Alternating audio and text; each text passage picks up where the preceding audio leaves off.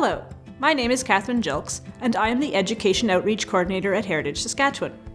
One of my main roles is coordinating the Heritage Fairs and High School Heritage Challenge programs in the province. The Heritage Fairs program is for students in grades 4 through 8, and it is open to any student in those grades in Saskatchewan. Students start with researching a topic that relates to Canada in some way. They prepare a project to present. How that presentation looks can vary widely, but display boards are one of the most common methods used. Students may present that project just to their teacher as a class project, or they may share that project with a larger audience through our network of in-person and online contests. Heritage Saskatchewan's involvement in the program began in 2013. The program has since evolved to include an online virtual Heritage Fair, as well as the High School Heritage Challenge, a new online contest for grades 9 through 12.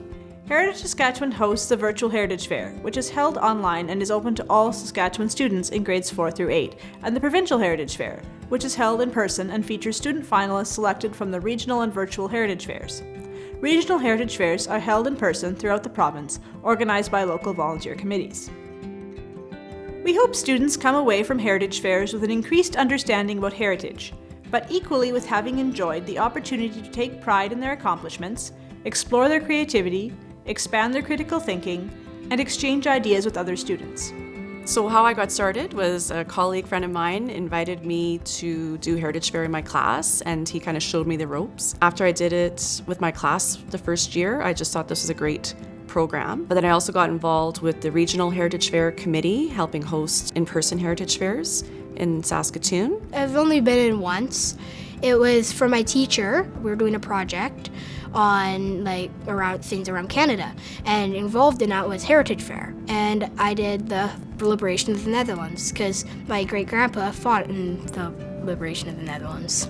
I feel like I learned how to talk more, talk to people, learn how to express myself in different ways in projects I'm passionate about. And I learned a lot about giving others constructive criticism. After Heritage Fair, I'm just so much more comfortable. Public speaking was a big one. Also the ability to research and prepare speeches as well. Particularly for younger students, Heritage Fairs provides the opportunity to research a topic, create a project, and present it back to the community as something truly their own.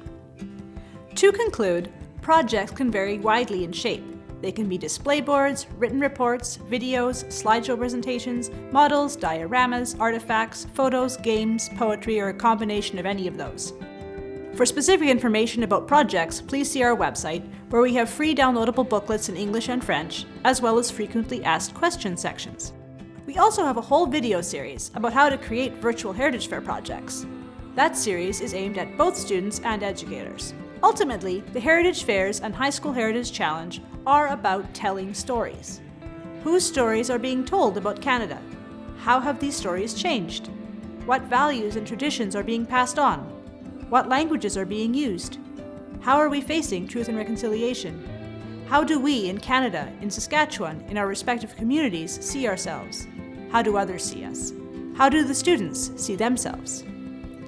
In sharing these stories, students not only learn, but teach. Every year, judges tell me that they've learned something new or gained a new perspective. Students get the chance to share their stories beyond their classrooms. Thank you for watching and listening today.